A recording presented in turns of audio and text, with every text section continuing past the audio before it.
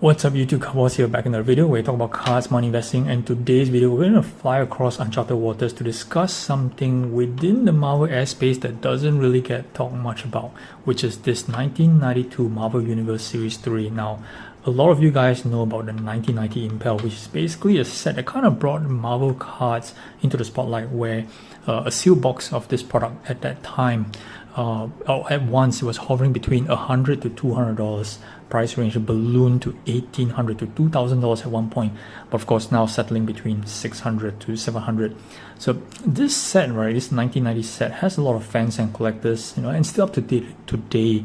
There's still a chase for fully graded sets, right, of mainly PSA 10 quality. And mind you, we talk a lot about it on this channel, where raw cards, right, of a PSA 10 quality, even right out of the seal box, is not really much guaranteed, and it's not easy to come by. That's why you see huge premiums being paid on PSA 10s, like, you know, $100 to $500. Like for example, this PSA 10 Hulk here recently went for $430 on eBay. And when you compare that, you know, to a raw card of, let's say, 50 cents for Iceman, or maybe up to like $2 for Doctor Doom, that's a huge premiums. So you just check out some of the older content videos, you know, or some of the older breaks, like maybe from Neo Carson Comics, where he would break a box and you just get like a handful of potential PSA 10s, maybe translate to 2 or 3, right? And we're just talking about base cards here. You know, the set obviously has holograms as well, but most of the time, I would say like 90% of the time, you know, they're so off-center, they're not even worth sending for grading. So these days, PSA economy grading fee is about $50 per card, and at PSA 9, let's say like this one here, right, regardless of the character that you get, you're not actually making money at $50 a card. So technically, you're actually banking on a number of PSA 10s, or when you send for subs, right, you're trying to get 10s as possible to cover not only your grading fees, but also the cost of the cards, or in this case, if you actually bought a sealed box to crack and to send for grading. Now, on average, based on today's numbers, you'll be looking to spend about, let's say, about $1,000, right, all in for such a project, and you know, hoping, I mean, really hoping, you know, to get at least 4 to 5 PSA 10s to kind of break even, right?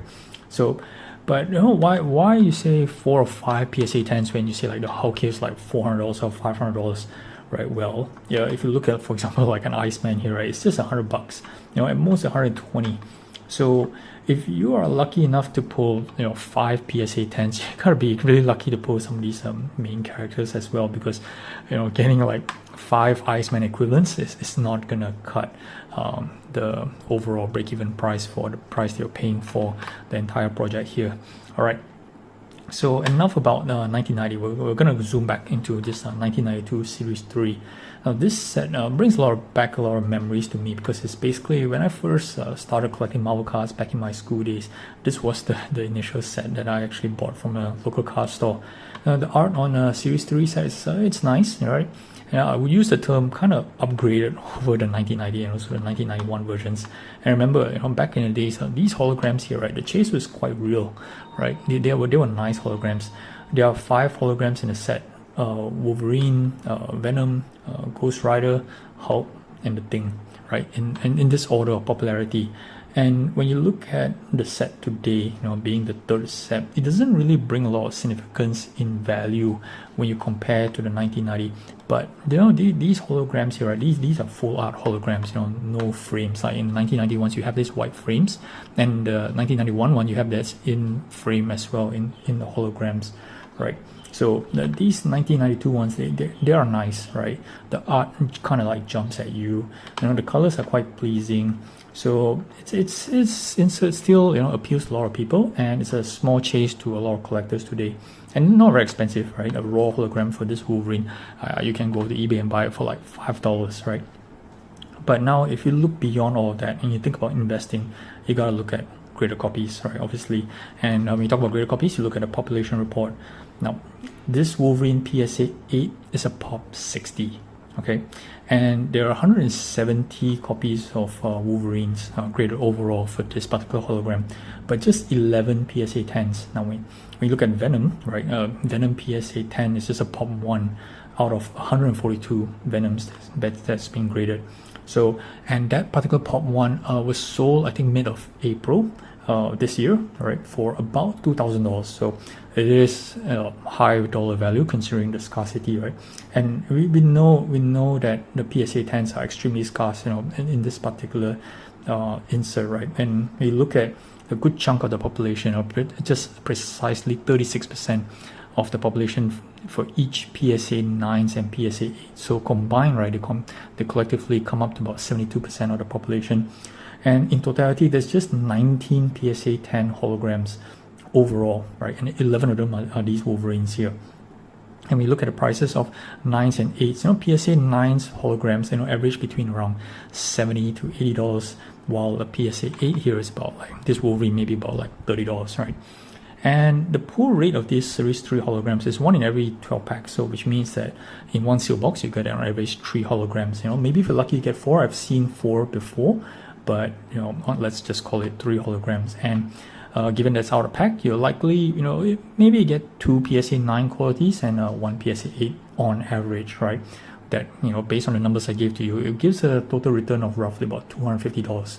So take away the grading fees, $50 per card, you're down to about $100. So when you look at the cost of a sealed box, right? So the entry price for a sealed box on eBay, you could probably get a box, don't talk about shipping, probably about 100, 120. So, take away all the base cards in there, you're probably looking at break even, right? Given the average grading return submission rates that I just explained to you just now, right? 2 PSA 9s, one PSA 8. Well, so but what's the upside here, right? So the upside, if you get three PSA 9s, that's a little marginal profit. And a couple of the fact that complete base set, you just want to put together a base set and sell on eBay, that probably gets you about like $30. So the real gravy, of course, is the PSA 10. So that's where the bang is, right? So of course you're not likely to get it one try, right? So buy a box and then get one PSA 10. That's too easy, right? And that's not necessarily gonna happen. But if you say that you bought 8 boxes, right, for $800 cost basis, taking simple round numbers, right, and then you'll get 24 holograms, so 3 holograms per box. 8 boxes has 24 holograms, and you spend $50 on the grading fees, right, each. So that works out to about like $1,200 on the grading fees. So that's like $2,000 all in. Yep, the shipping and stuff like that. But you just assume that you put together those base sets for $30 each, and you sell it, and that covers all the side costs, I would say, right?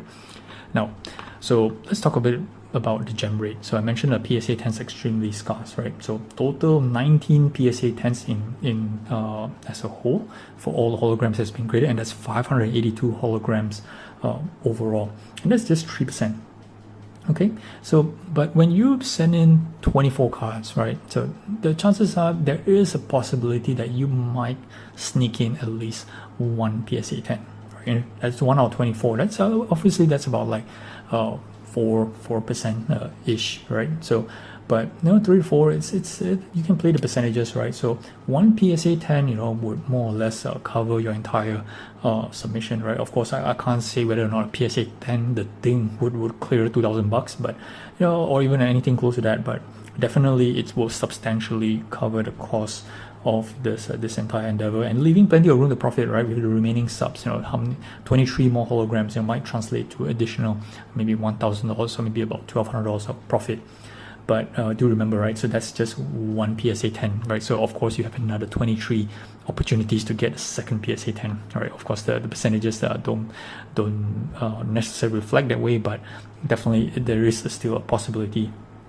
So of course with any upside, right, you got to talk about the downsides as well. So assuming you got no PSA 10s, right, and you're talking about an average sub return of, let's say, 50% PSA 9s and 50% PSA 8s respectively, you're looking to probably clear around maybe $1,400 after everything's in on that original 2K investment. So that's a loss of roughly about $600 to $700, and it's quite significant, right? So it depends on your risk appetite, right? So all in all, would you lay down $2,000 to potentially profit $1,000 or much more, right? Depending on how lucky you are on the PSA 10s. But with a downside of anywhere between $0 to $700, right? Seems like an interesting case study if you ask me, right? So, but one deterrent for me personally is just shipping, right? To ship like 8 boxes from across the globe, from the States to Malaysia. It's likely going to weigh between like 20 to 25 pounds. That shipping cost alone is just going to eat into the margins, and that's just doesn't make the math workable for me. But you guys who are watching this video in the States, I'll probably have a little bit of advantage on this, right? Depending on the ease of locating the inventory, especially if you can find some of these boxes stashed away in your local card store. That saves you a lot of money on shipping already. And those kind of little bits actually matters when you're doing this kind of costing and this kind of investing project. Alright, so that's all I got for today. So I just want to share this with you. Hopefully this video was insightful, and maybe at the end of the day, this play might not be for you, but perhaps it will kind of like help you stimulate your thought process into unconventional plays such as this 1990 Marvel Universe. When it comes to putting money into the card market, especially in this uncertain times, right? So you kind of like need to be a bit more creative. Alright, do like and subscribe to my channel for more future content. Thanks for watching this video, guys. Kabos out.